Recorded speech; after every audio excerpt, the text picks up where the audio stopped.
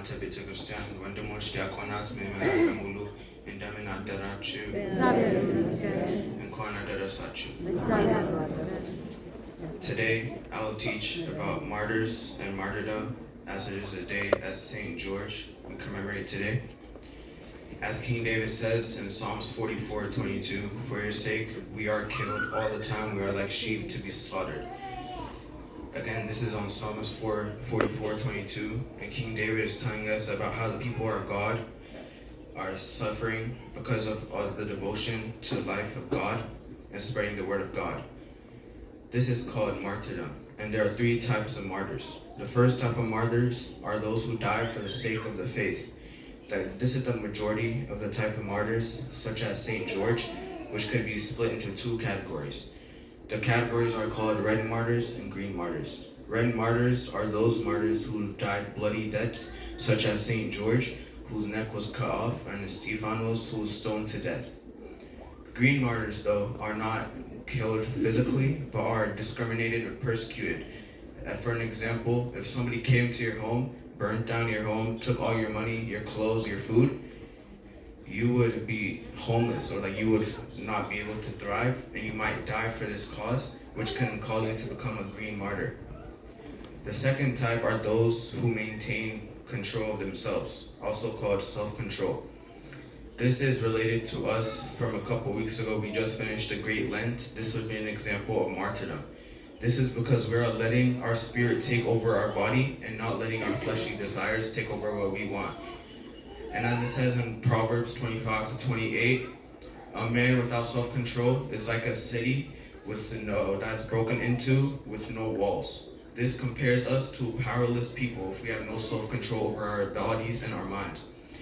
In order to really be pure, and in order to inherit the kingdom of God, we must take over our bodies with our spirits and our souls with not our flesh.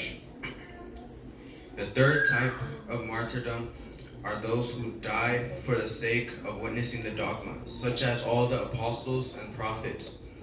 This is an example of unfairness, because all the apostles and prophets were spreading the word of God throughout all the lands, and we're getting killed for this, which is unfair. Because imagine you were getting killed for doing what's right and trying to help people benefit in the afterlife. If you tried to help other people go to the kingdom of God and not hell, and you got arrested for that, killed for that, beat for that, would you think that was fair? This would not be a fair thing to happen. This is why you should follow the teachings and be like martyrs. Martyrs are highly martyrs are highly commemorated in Ethiopian Orthodox faith, because they show us a life of purity and how we should follow in their footsteps as a Christian, and follow in the name of God and spread the word of God all through whoever we can. በስመ አብ ወወልድ ወመንፈስ ቅዱስ አሐዱ አምላክ አሜን። ክርስቶስ ተንሥአ እሙታን አሰሮ ለሰይጣን ሰላም ሆነ። አቤቱ አምላካችን ልዑል እግዚአብሔር ሆይ ወደህና ፈቅደህ በቸርነትህ ለዚህ ዕለት ለዚህ ሰዓት ስላደረስከን ዘላለማዊው ስምህ ዘውትር ለዘላለም የተመሰገነ ይሁን። ክቡር አባታችን መላከ ሰላም ቆሞስ አባ ሰይፈ ገብርኤል የዚሁ ታላቅ ደብር አስተዳዳሪ፣ ክቡር ሊቀ ጠበብት የኔታ ወልደ ገብርኤል የዚሁ ታላቅ ደብር የአቋቋምና የቅዳሴ መምህር፣ ክቡር መምህር ዮሐንስ በደብረ ብስራት ቅዱስ ገብርኤል ቤተ ክርስቲያን መምህር አገልጋይ፣ አይንተ እግዚአብሔር አበው ካህናት፣ ላይካነ ምስጢር ዲያቆናት፣ በዚህ ቅዱስ ስፍራ ቃሉን ለመስማት የእግዚአብሔርን ቸርነት የእግዚአብሔርን ሰላም ለማግኘት ከሩቅም ከቅርብም ስፍራ የመጣችሁ ክርስቶሳውያን ወገኖቼ በልዑል እግዚአብሔር ስም እንደምን አደራችሁ? እንደምን አደራችሁ? እንደምን ሰነበታችሁ? ቸርነቱ የማያልቅ ምሕረቱ የበዛ የቅዱሳን አምላክ የእግዚአብሔር አብ ልጅ የድንግል ማርያም ልጅ መድኃኔዓለም ክርስቶስ ክብር ምስጋና ይግባው። የድኅነታችን ምክንያት ቤዛዊተ ዓለም እመቤታችን ቅድስት ድንግል ማርያም ወላዲተ ቃል ወላዲተ አምላክ እግዚአብሔር ስለ እናትነቷ ስለ ቅድስናዋ ስለ አማላጅነቷ የተመሰገነች ትሁን። ቅዱሳን ሁሉ እግዚአብሔር በሰጣቸው ክብር እግዚአብሔር በሰጣቸው ጸጋ የተመሰገኑ ይሁኑ። እንግዲህ ሌሊቱን በሙሉ ከሊቃውንቱ ጋራ አንድ ላይ ሆነን ስብሐተ እግዚአብሔር ስናደርስ ስናመሰግን አድረናል። አሁንም ታቦተ ሕጉ ይወጣል። ባጭሩ ግን የዛሬውን በዓል በተመለከተ ምንድነው ይዘን የምንሄደው የሚለውን እንመለከታለን። ለትምህርታችን መነሻ የምናደርገው ቅድም በቅዳሴው መካከል የተነበበልን የጌታችን የአምላካችን የመድኃኒታችን ኢየሱስ ክርስቶስ ቅዱስ ቃል ነው። ቅዱስ ማቴዎስ እንደጻፈው በምዕራፍ 10 ቁጥር 32 ላይ ያለውን ኃይለ ቃል ለትምህርቴ መነሻ ርዕስ አድርገዋለሁ። እስቲ ሁላችሁም ከኔ ጋራ ካላስቸገርኳችሁ አንድ ጊዜ ትላላችሁ። ስለዚህ በሉስ በሰው ፊት ለሚመሰክርልኝ ሁሉ እኔ ደግሞ በሰማያት ባለው በአባቴ ፊት እመሰክርለታለሁ። ይህንን ቃል የተናገረው ለስም አጠራሩ ክብር ምስጋና ይግባውና አምላካችን መድኃኒታችን ኢየሱስ ክርስቶስ ነው። ደቀ መዛሙርቱን ወደዚህ ዓለም ሲልካቸው በሚገባ አስታጥቆ ማለት ነው አስተምሮ የእጆቹን ተአምራት አይተው የአንደበቱን ትምህርት አዳምጠው የሚገባውን ምስጢር አደላድለው እሱ ደግሞ በዚህ ዓለም ላይ ለአብነት ለአርያ ለምሳሌ መከራ ተቀብሎ ሞቶ በሦስተኛው ቀን ሞትን ድል አድርጎ ተነስቶ መቃብር ክፈቱልኝ መግነዝ ፍቱልኝ ሳይል እንደተገጠመ ሙስና መቃብርን ድል አድርጎ ተነስቶ አምላካችን ወደ ሰማይ ከማድረጉ በፊት ለደቀ መዛሙርቱ ብዙ ነገር ነግሯቸዋል፣ ብዙ ነገር አስተምሯቸዋል። አሁን ወደዛ በስፋት አንገባ። ግን ምን ብሏቸው ነበረ? በእኔ ሳላችሁ ሰላም እንዲሆንላችሁ ይህንን ነገርኳችሁ፣ በዓለም ሳላችሁ ግን መከራ አለባችሁ አለ። ነገር ግን አይዟችሁ እኔ ዓለምን አሸንፌዋለሁ አለ። ይሄን የሚያጽናናው እንግዲህ ከክርስቶስ ጋር ሳሉ ተከራካሪዎች ሲመጡ እነሱን እየረታ የልቡናቸውን ክፋት እየገለጠባቸው ያሳፍር ነበረ።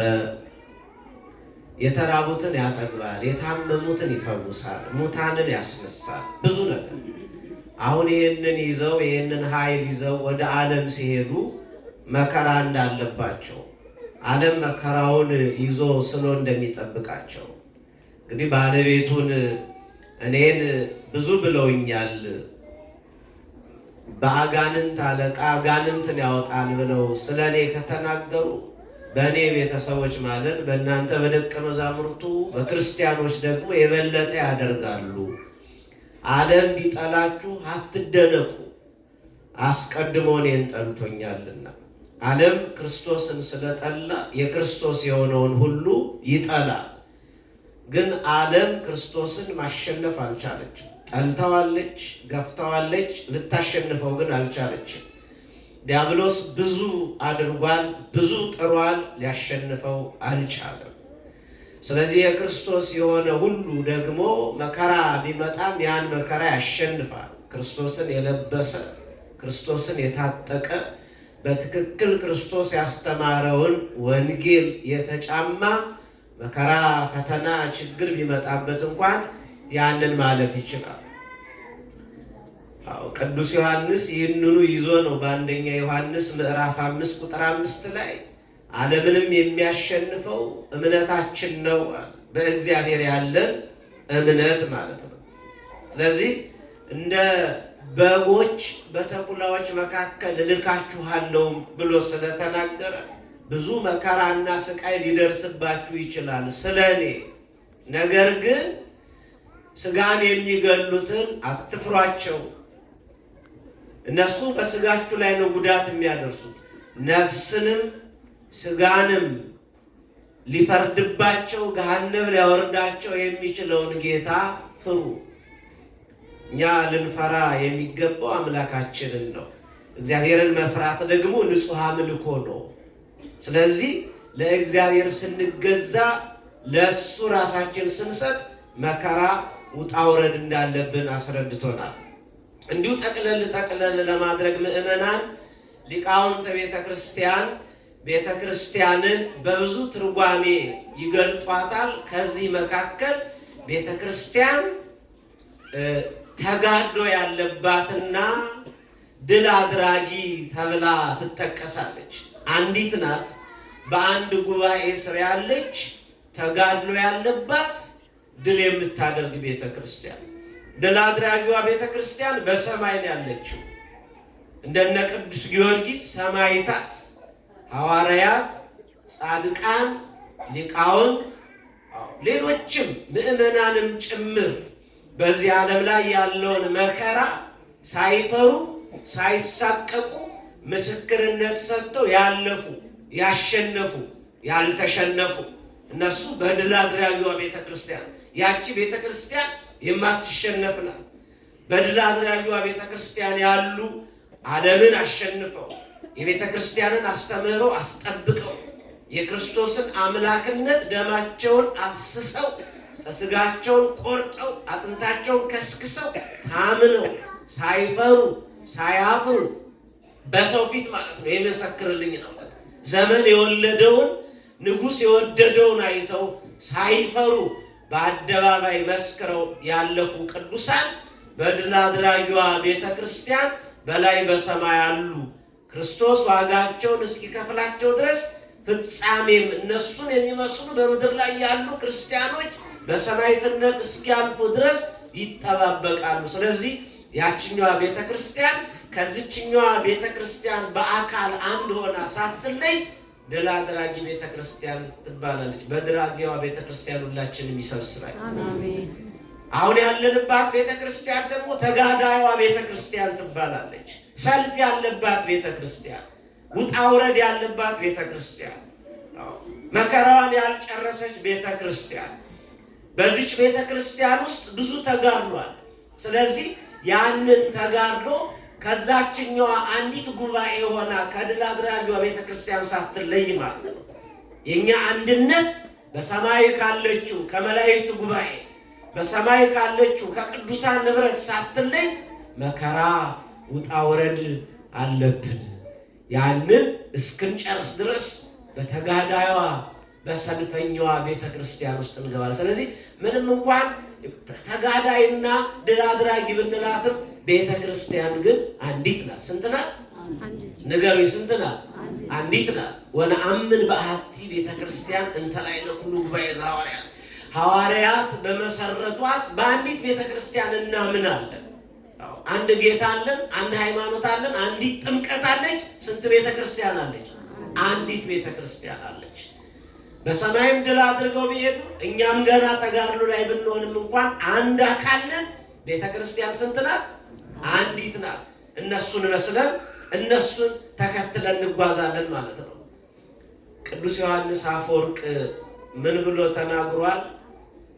ከሰው ጋር ብትጣላ ብትጋደል ወይ ታሸንፋለህ ወይ ያ ሰው ያሸንፋል። ቤተ ክርስቲያንን ግን ማሸነፍ አይቻልም። ቤተ ክርስቲያን ሁልጊዜ ትጋደላለች። አንድ ቀን ግን ተሸንፋ አታውቅም። ዲያብሎስ ዝናሩን ጨረሰ፣ በተነ። ቤተ ክርስቲያንን ግን አልጎዳትም አለ ሊቁ። የቤተ ክርስቲያን አምላክ እግዚአብሔር የተመሰገነ ነው። ለምን? በውስጧ ክርስቶስ ስላለ ማለት ነው። ስለዚህ ይሄ ሁሉ መከራ ይሄ ሁሉ ውጣ ውረድ አለ ማለት ነው። ስለዚህ ይሄ የሃይማኖት ጉዳይ ነው ማለት ነው። ስለኔ መስክሩ ብሎ ጌታ የተናገረው ስለኔ አትፈሩ ነው። በሃይማኖት አይታፈርም ማለት ነው። ምዕመናን በሃይማኖት መጋፈጥ ብቻ ነው። በሃይማኖት ሃይማኖቱን ተረድቶ አውቆ እግዚአብሔርን ብቻ አምኖ እሱን መከተል ብቻ ነው። ይሄ ነው ትልቁ ጉዞ። የዛሬውን ታሪክ የሚያስተምረን ይሄን ነው። የቅዱስ ጊዮርጊስን ታሪክ እንዲሁ በአጭሩ ከህይወታችን ጋር እናመሳክረው። ምክንያቱም የምስክርነት ቀን ስለሆነ ቅዱስ ጊዮርጊስ አባቱ አንስጣቴዎስ ይባላል፣ እናቱ ደግሞ ቴዎብስታ ትባላለች። ደጋግ ቤተሰቦች ናቸው። ቅዱስ ጊዮርጊስን በሚገባ መልኩ አሳድገውታል። በጣም የሚያሳዝነው ግን አባቱ ገና ብላቴና እያለ ሕፃን እያለ ልጅ እያለ ነው የሞተበትና በእናቱ ነው ያደገው። እንግዲህ እንደምታውቁት ነው። በአባት ብቻ የሚያድግ ልጅ አለ፣ በእናት ብቻ የሚያድግ ልጅ አለ። በዘመናችን በተለያየ ምክንያት ማለት ነው አረፍተ ዘመን ገጥቶት ገና ሕፃን እያለ ቅዱስ ጊዮርጊስ ነው አባቱ የሞተው። አባቱ ታላቅ መስፍን ነው። በዱዲያኖስ በንጉሱ ፊት ትልቅ ስልጣን ያለው ሰው ነው። ቅዱስ ጊዮርጊስ የ20 ዓመት ወጣት ሲሆን ባሮቹን አሽከሮቹን አስከትሎ ብዙ ገንዘብ ይዞ ወደ ዱዲያኖስ ሄደ። የአባቱን ስልጣን ለመረከብ ማለት ነው። በአባቱ ቦታ ለመተካት ልክ ዱዲያኖስ ያለበት ስፍራ ሲደርስ ዱዲያኖስ ህዝቡን ሰብስቦ ጣዖት እያስመለከ አገኘው። ከኔ ጋር ናችሁ? ማና እየሰማችሁ ነው? ጣዖት እያስመለከ እንግዲህ ቅዱስ ጊዮርጊስን ሰማዕትነት እንዲጀምር እንዲጋፈጥ ያደረገው ይሄ ነው። ነጥቡና መልእክቱ እዚህ ጋር ነው ያለው። ጣዖት እያስመለከ አገኘው። ወዲያውኑ በልቦናው ምን መጣ? እናቱ ያስተማረችው ከክርስትና ያጠናው ኢታምልክ ባዕድ አምላክ ዘእንበሌ፣ ከኔ በቀር ሌላ አምላክ አይኑርህ። አምላክ ማን ብቻ ነው? ሁላችሁም ጮክ ብላችሁ ንገሩኝ። አምላክ ማን ብቻ ነው? እኛ የምናመልከው ማንን ብቻ ነው? እግዚአብሔርን ነው። ቤተ ክርስቲያን የምታመልከው በአንድነት በሶስትነት ጸንቶ የሚኖረውን አምላክ እግዚአብሔርን ብቻ ነው። ሌላ አምላክ የለም። በላይ በሰማይ በታች በምድር ሌላ አምላክ የለም። እግዚአብሔር እግዚአብሔር ነው። በእግዚአብሔርነቱ ላይ ሌላ እግዚአብሔር የለበትም። በንጉስነቱ ላይ ሌላ ተጨማሪ ንጉስ የለበትም። መጀመሪያው መጨረሻው እሱ ነው። ስለዚህ ይሄ ነው በድል አድራጊዋ ቤተ ክርስቲያን የሚኖሩትን ሰማዕታት ሊቃውንት እንዲጋደሉ ያደረጋቸው አምልኮተ እግዚአብሔርን በመጠበቃቸው ነው። እስቲ 3 ደቂቅን አስታውሷቸው። በንጉሱ ፊት ይበሉ ይጠጡ ዘንድ ሁሉ ነገር ተስተካክሎላቸው ነበረ። እነሱ ግን በጾም በጸሎት ተወስነው ዳንኤልን ነብዩን አብነት አድርገው ከናቡከደነጾር ምክር ላለመርከስ ራሳቸውን ጠብቀው ነበር። ናቡከደነጾር ጣዖት አቆመ። ለሱ ስገዱ ሲባሉ ሁሉ ሲሰግድ አናንያ፣ አዛሪያ፣ ሚሳኤል ግን አንሰግድም አሉ። ምክንያቱም የአናንያ የአዛሪያ የሚሳኤል አምላክ ማን ነው? እግዚአብሔር ነው። ስለዚህ ሁሉ ለጥ ብሎ ለጣዖቱ ሲሰግድ እነሱ አንሰግድም አሉ። በንጉሱ ቁጣ ብዙ ነገር ተደረገባቸው። አልፈሩም፣ አላፈሩም። በሃይማኖት አይታፈርም ምእመናን፣ በሃይማኖት አይታፈርም። ለሰማዕትነት ራስን ማዘጋጀት ነው፣ መጋፈጥ ነው። ወዶ የት እንሂድ? ሰውን ፈራን። ሰውን ፈርተን፣ ስለቱን ፈርተን፣ እሳቱን ፈርተን፣ መከራውን ፈርተን፣ እስራቱን ፈርተን፣ ስደቱን ፈርተን ሸሸን። ከእግዚአብሔር ወዴት ነው የምንሸሸው? እግዚአብሔርን አናውቅም ብለን ሄድን። ማን ይሻለናል? ሰውን መፍራት ይሻላል ወይስ እግዚአብሔርን መፍራት? ከእግዚአብሔር ጋር መኖር ይሻላል ወይስ ከባለስልጣናት ጋር ለጊዜው? አልፈሩም። በጣም የሚያስፈሩ 3 ጨካኝ ጡንቻ ያላቸው ሰዎች መጡ። አልፈሯቸውም። 3 ደቂቃ እሳቱ 7 እጥፍ እንዲነድ አደረጉ። አልፈሩም። በእግዚአብሔር የሚታመነውን ምሕረት ይከበዋል እንዳለ ቅዱስ ዳዊት በእግዚአብሔር ስለታመኑ ምንም ፍርሃት አልነበረባቸውም። አልፈሩም። እግዚአብሔርን የሚያመልክ ሰው ምድራውያን ሊያስፈራሩት አይችሉም። ወዲያው ሰለስቱ ደቂቅን እሳት ውስጥ ጨመሯቸው። የፀጉራቸውን አንድ ክፍል አልነካቸውም። ሲወጡ አምላካችሁ እግዚአብሔር ታላቅ አምላክ ነው፣ የአናንያ የአዛርያ የሚሳኤል አምላክ እግዚአብሔር ታላቅ ነው፣ መልአኩን ልኮ ሦስቱን ሕፃናት ያዳነ አምላክ እግዚአብሔር የተመሰገነ ይሁን አለ ናቡከደነጾር። እዚህ ጋር አንድ ነጥብ ይዛችሁ ከሆነ ሰለስቱ ደቂቅ ናቡከደነጾር የወሰደውን አምልኮተ እግዚአብሔር መልሰውታል፣ አስመልሰውታል። እንደኔና እንደናንተ አላስነጠቁም። በባዕድ ሀገር ነው ያሉት። ዘመድ የላቸው፣ ወገን የላቸው። ወላጆቻቸው ግን ሊሄዱበት በሚሄዱበት መንገድ ስለመሯቸው ምንም ባዕድ ሀገር ቢሆኑ በጨካኙ በናቡከደነጾር ፊት በእሳቱ ፊት ግን ለእግዚአብሔር ታመኑ። አምልኮተ እግዚአብሔርን ሦስቱ ሕፃናት አስመለሱ። እኛ ቤተ ክርስቲያን ክብሯን ልናስመልስ ይገባል። የተሰደበውን ክርስትና ልናስመልስ ይገባል።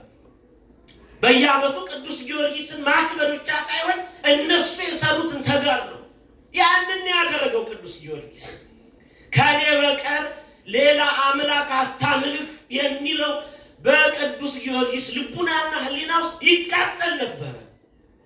እዚህ ጋር ሹመት አለ። የአባቱ መስፍንነት ያጓጓል። ስልጣን ከንጉሱ ጋር ከዱዲያኖስ ጋር ባለስልጣን ሆኖ አሽከሮች እየተከተሉት መኖር ይቻላል። ብዙዎች እኮ እንዲያሉ ክርስትናውን ወደዛ ገፍትረው የስልጣን ወንበር ሲሰጣቸው ያንን ያደረጉ እኮ አሉ፣ የሚያደርጉም አሉ። ያኔ መጀመሪያ ውሳኔ በመጽሐፈ ምሳሌ ምዕራፍ 4 ቁጥር 5 ላይ በፍጹም ልብህ በእግዚአብሔር ታመን ስለሚል ቅዱስ ጊዮርጊስ በኢየሱስ ክርስቶስ ታመነ ይላል። እኛም እንድንታመኑላችን ይርዳል። ታመነ።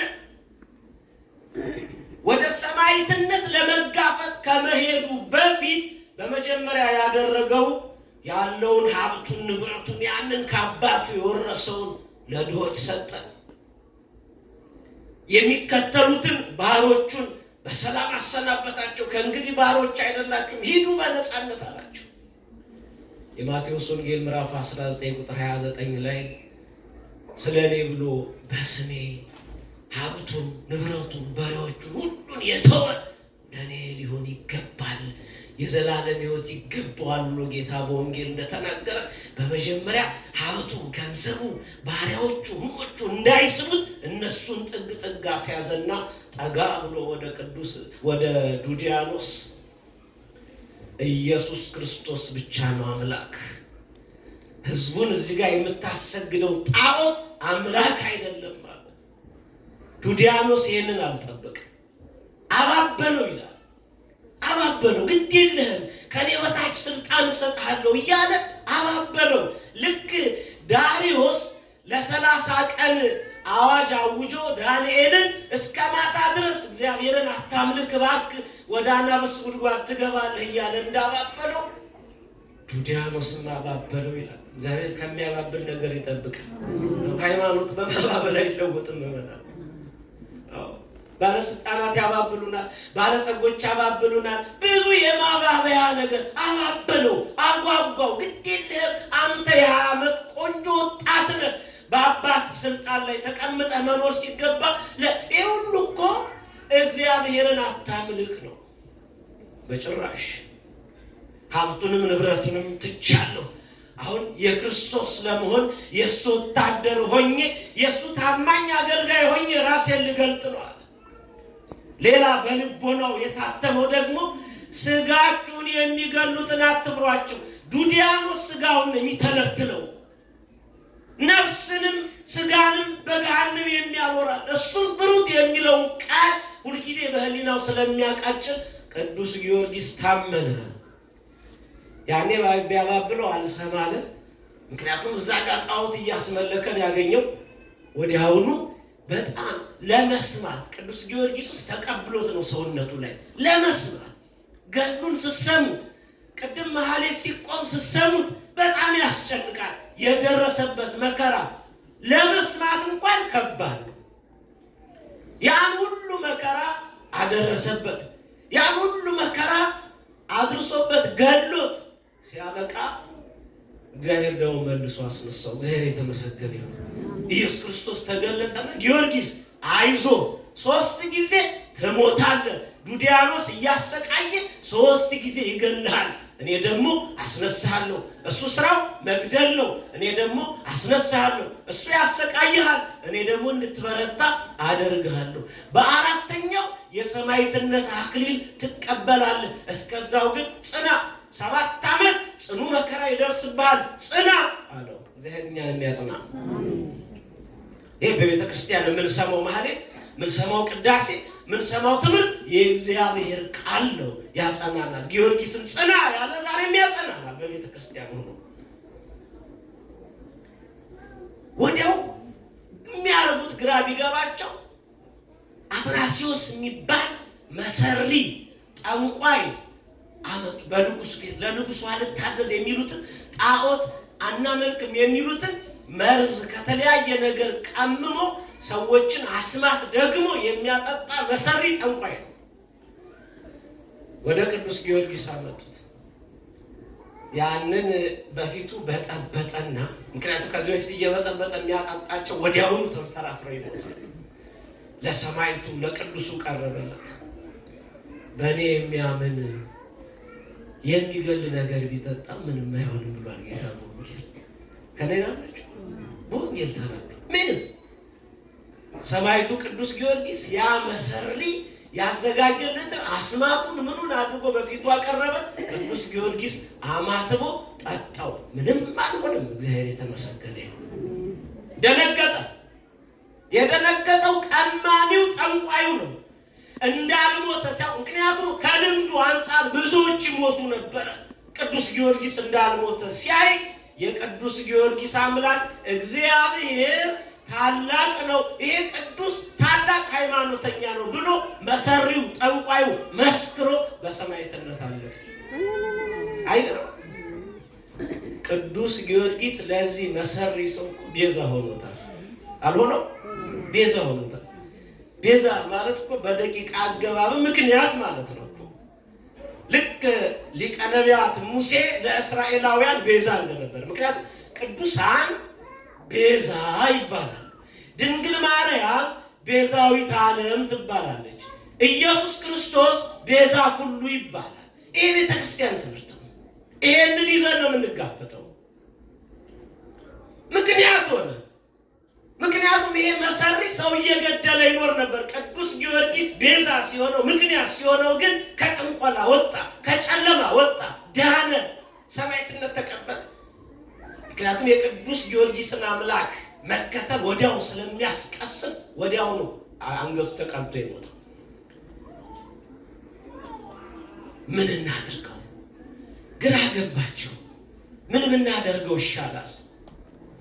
አሁን 70 ነገስታት ተሰበሰቡና እስቲ አንተ በእውነት ታላቅ ስራ መስራት የምትችል ከሆነ እኛ የተቀመጥንበትን ይሄንን ደረቅ ወንበር ዓለምልመ አሳየነ። ቅዱሱ ጸለየ፣ አለመለመላቸው። ለእግዚአብሔር ቅዱሳን ይህ ምንድን ነው? ተገረሙ። በዚህም የተነሳ ብዙዎች አምነዋል። አሁን እንደዚህ እያደረጉ መከራ እያደረሱበት ምንም የማይመለስ መሆኑን ሲያውቁ በብረምጣር ላይ ጥደው ጠብሰው አሳረረው ፈጭተው ከዛ በኋላ ዱቄት አድርገው በተራራ ላይ እንዲበትኑ ታዘዘ። እንደዛ ተደረገ። መድኃኔዓለም አሁንም አስነሳው። ተመልሶ ሲመጣ ዱዲያኖስ ደነገጠ። ምን ይሻላል? ምን እናድርገው? አይ አሁን ማድረግ ያለብን ባለሟል አደርግሃለሁ ብዬ ማቅረብ ነው ያለብኝ። ግድ የለም ሌላ ፈተና እናቅርብለት። እስቲ የሞተ የሚያስነሳ ከሆነ እስቲ ከዚህ በፊት የሞቱ ሰዎችን እንዲያስነሳ እስቲ በፊታችን እናየዋለን። ይሄ ለቅዱሳን ቀላል አይደለም። አሁን ቅዱስ ጊዮርጊስ የሞተ ጸልዮ አስነስቷል ሲባል ተረት ነው። ይሄ ተረት አያስፈልግም። ይሄ በሚገርመው በጳጳስ አንደበት እንኳን ሲነገር ያሰቅቃል። ስንክሳር ተረት፣ ተአምሩ ገድሉ ተረት፣ የቅዱሳን ታሪክ ተረት ተብሎ ሲነገር ይሄ ውርደት ነው። ለአንድ ሊቀ ጳጳስ ይሄ ውርደት ነው። የሐዋርያት ሥራ ምዕራፍ 9 ላይ በኢዮጴ ቅዱስ ጴጥሮስ ጣቢታ የተባለች መንፈሳዊ አገልጋይ መሞቷን ሰምቶ 2 መልእክተኞች መጥተው ነገሩት። እንዲሁም ጎረቤቶቿ ወዳጅ ዘመዶቿ ከዚህ በፊት የነበራትን ልብስ ይዘው እያለቀሱ ነበር ያገኛቸው። እነሱን ገለል አድርጎ ጣቢታ ወደ ሞተችበት ወደ ተኛችበት ማለት ሄዶ ለብቻው አደረገና ጸለየ። ጣቢታ ተነሽ አለች አላት። የሞተችው ጣቢታ ተነሳች። የሐዋርያት ሥራ ምዕራፍ 9 ላይ ያለላችሁ። ታዲያ ከቅዱስ ጴጥሮስ ጋር ኃይል ያደረገ እግዚአብሔር ከቅዱስ ጊዮርጊስ ጋር ሳያደርግ ንገሩኝ ምናምን ያደርጋል። ቅዱስ ጊዮርጊስም ጸለየ። ከዚህ በፊት የሞቱ ሙታንን አስነሳቸው። አንድ ጊዜ የደነቆሩ ስለሆኑ እነኚህ 70 ነገሥታት ጣዖት በላያቸው ላይ ያለ የማይመለሱ ስለሆኑ እንዲሁ ሰይጣናትን ነው እንጂ ያስነሳው በትክክል ይሄ በትክክል ሙታንን አላስነሳም ብለው ሽምጥጥ አድርገው ካሉ ግን ያመኑ ነበሩ። ይሄንን አይተው ሙታን ሲነሱ አይተው ያመኑ የቅዱስ ጊዮርጊስ አምላክ እግዚአብሔር ታላቅ ነው ብለው አምነው ማለት ወደ ክርስትና የተቀላቀሉ ነበር። አሁን በመጨረሻ ምን አደረጉ? ቅዱስ ጊዮርጊስን ስለማንችለው በአንዲት መበለት ቤት ውስጥ አስረን እናስቀምጠዋል። አስረው አስቀምጡት። መበለቲቱ ደግሞ ደግ ነው፣ ስታየው መልኩ ያምራል። ምግብ ልታመጣለት ወጣ ብላ ስትሄድ የእግዚአብሔር መልአክ መጥቶ ቅዱስ ጊዮርጊስን ይመግበው ነበር። ቅዱስ ጊዮርጊስ እዛ ቤት ስለገባ የመበለቲቱ ቤት ምሰሶው እንደ ቅርንጫፍ እያወጣ ዛፍ ሆኖ በከተማው የሚያስደንቅ ታምራት አሳየ። የሚያየው ሁሉ ይደነቃል። ያቺ ሴት ስትመለስ የቤቷ ምሰሶ ዛፍ ሆኖ ቅጠል አውጥቶ አድጎ ወደ ውጪ በመስኮት በኩል ወጥቶ ስታየው ደነገጠችና ይሄ ሰው አማልክት በሰው ተመስለው መጥተዋል አለች። አምላክ ተይ፣ እኔ አምላክ አይደለም የአምላክ ባሪያ ነኝ አላየችው። እኛ ትንሽ የሆነች ነገር ስናገኝ አንቻልም አይደል? የሆነች ትንሽ ነገር ስናገኝ ራሳችን ዮሐንስ ብዙ ተብሎ ግን እኔ መሲህ አይደለሁም ኤልያስ አይደለሁም ብሎ ስለራሱ መስክሯል። ጊዮርጊስም እኔ የአምላክ ባሪያ ነኝ እንጂ አምላክ አይደለሁም። እንግዲያውስ እባክህ አለችው። ቤቴ ውስጥ እንደምታየው አንድ ልጅ አለኝ። ይሄ ልጅ ደንቆሮ ነው፣ እውር ነው፣ ጎባጣ ነው፣ ብዙ ነገር ያለበት ነውና ፈውስልኝ አለችው። ወዲያውኑ በትምህርተ መስቀል አማትቦ አይኑን አበራላት። እግዚአብሔር የተመሰገነ ይሁን። ሌላውን ደግሞ ጠብቂኝ የበለጠ ይድናል አላትና ታገሽኝ አላት። ወዲያው ቅዱስ ጊዮርጊስ ታሪኩን ላሳጠርላችሁና ንጉሱ ሲዘዋወር ያንን ቤት አየና ይሄ ደግሞ ቅርንጫፍ ምንድነው ከቤት ውስጥ ወጥቶ የሚያስደንቅ ብሎ ሲል ቅዱስ ጊዮርጊስ ነው ያደረገው ሲል ተናደደው። ቅዱስ ጊዮርጊስ ግን በዘዴ ምን አደረገ? እኔ ግድ የለህም ለአንተ ጣዖት መሰዋት ስለምፈልግ ነገ ለሕዝቡ አዋጅ አሳውጃለሁ። ያኔ ንጉሱ ደስ አለውና ቤተ መንግስት አሳደረው። የዛ ቀን ቅዱስ ጊዮርጊስ ባለሟል ያደርግሃለሁ። እንዲህ ነው እኮ በዚህ እንስማማለን፣ የኔ በታች አድርጌ ባለሟል አደርግሃለሁ አለው። ቅዱስ ጊዮርጊስ ይሄንን ያደረገው ምክንያት ስለነበረው ነው እንጂ ለሱ ለጣዖት ሊሰዋ አይደለም። አዋጅ አሳውጃለሁ። ወዲያው አዋጅ ታወጀ። ሌሊቱን ግን ቤተ መንግስት ሲጸልይ ያደረ ቅዱስ ጊዮርጊስ የዳዊትን መዝሙር እያነበበ ሲጸልይ የዱዲያኖስ ሚስት ቅዱስ ጊዮርጊስ በሚጸልየው ጸሎት ልቧ ቀለጠ። የዳዊትን መዝሙር ስትሰማ ውስጧ ተሸነፈ። በጣዖት የተበላሸው ሰውነቷ ለክርስትና ተመቻቸ። የቅዱሳን ቤዛነት የምንለው ይሄ ነው። ምዕመናን ጊዮርጊስ ተሰቅሎ ዓለምን አዳነ አላልንም። ቤዛ ነው ስንል ለመዳን ምክንያት ሆነ። እባክህ ሌሊቱን ሙሉ ስትጸልየው ያደርከው ይሄ ዳዊት ትርጉሙን ንገረኝ አለችው። ዓለም ከተፈጠረበት አንስቶ ክርስቶስ ሰው እስከሆነበት ድረስ ያለውን ምስጢር እየተረተረ ነገራት። የክርስትናውን ነገር ልቧ ተሸነፈና የቅዱስ ጊዮርጊስን አምላክ እግዚአብሔርን ተቀበለች። ዱዲያኖስ ይሄን ሁሉ ጉዳይ አያውቅ። ጊዮርጊስ የመበለቲቱን ምሰሶ ቅጠል ቅጠል በቅጠል አድርጎ ፍሬ አፍርቶ አሳድጎ ያንን ሰምቶ ይሄ ጊዮርጊስ የማይፋታይ ብሎ ተናዶ ሲመጣ ሚስቱን አገኛት። የክርስቲያኖች አምላክ ጽኑ ነው፣ እባክህ ከክርስቲያኖች አምላክ ጋር አትጣላ ብዬህ ነበረ እኮ አለችው። አሃ አሁንም ቅዱስ ጊዮርጊስ ለካ አንቺንም ልብ አሸፍቷል ማለት ነው አለና እንደወሰዳት ወደ ክርስትና እንደወሰዳት ሲረዳ እሷንም አንገቷን ተቆርጣ እንድትሞት በከተማ እንድትጎተት አደረጋት። አያችሁ ቅዱስ ጊዮርጊስ ለዱዲያኖስ ሚስት እንኳን ቤዛ ሆናት። አያችሁ እሱ ባይመጣ ኖሮ ባይሰብካት ኖሮ ቤተ መንግስት ገብቶ ባይጸልይ ኖሮ አትድንም ነበር፣ እንደደነቆረች እንደጨለመች ትኖር ነበር። አሁን ምን ይሻለናል? ተሰበሰቡ። የሚገርሙ አዋጅ ታወጀ። ተሰበሰቡ በሙሉ። ያችን መበለት ሴት አዘነች። ቅዱስ ጊዮርጊስ ለጣዖት ሊሰዋ ነው ለንጉሱ የሚለው ሰማ እውነት መስሏት አዘነች። ልጇን ይዛ መጣች። አሁንም የተወሰነ ይቀረዋል፣ ህመሙ አለ። ቅዱስ ጊዮርጊስ ቀጥሯታል፣ መታለች። ወዲያውኑ ህዝቡ ተሰበሰበ። ምንድን ያለው? ያንን ህፃን ብላቴና የመበለቲቱን ልጅ ጠራውና በላውን ሂድና በዚህ ንጉሱ ባቆመው ጣዖት ውስጥ ያለውን ሰይጣንን አጵሎንን ጊዮርጊስ ይጠራሃል ብለህ እዘዘው አለው። አያችሁ ሄዱ። አጵሎን ና አለው። ያ መሰሪ በሰዎች ላይ የሚጫወተው ማለት ነው። ወዲያውኑ መጣና እኔ አምላክ አይደለሁም አሳሽ ነኝ ብሎ ለፈለፈ። ወዲያው ምድር ተከፍታ እንድትውጠው ነው ያደረገው። ይሄን ይችላል። ሰማይ ተከፍቶ ዝናብ እንዲዘንብ ኤልያስ አደረገ የሚለውን ከወንጌል እየሰሙ ቅዱስ ጊዮርጊስ አጵሎንን ምድር ተከፍታ እንድትውጠው አደረገ ሲባል ተረት ነው ይላል። በነገራችን ላይ የድሮ አባባል ልንገራችሁ። ድሮ ኢትዮጵያ የነበራችሁ ሰዎች ማለት ነው እናቶቻችን ጸጉር ያስተካክሉና እዚች ጋር ምን ያስቀሩ ነበር? የድሮዎቹን ነው የምጠይቃችሁ። አሁኖቹ ምን ያስቀሩ ነበር? ቁንጮን ዘመናዊ አድርገው ደግሞ ምን አድርገው አመጧት? ቁንጮን ሲያታልሏት ፓንክ ብለው ጠሯት። አይታችሁ ከሆነ እንደ ፓንክ እያደረጉ እና እኛን ለማታለል ልክ ኢየሱስ ክርስቶስ እንደማንሰብክ ቤተክርስቲያን የምትለውን አይሉ የማትለውን ትላለች እያሉ የሚከሷት ብዙሃን።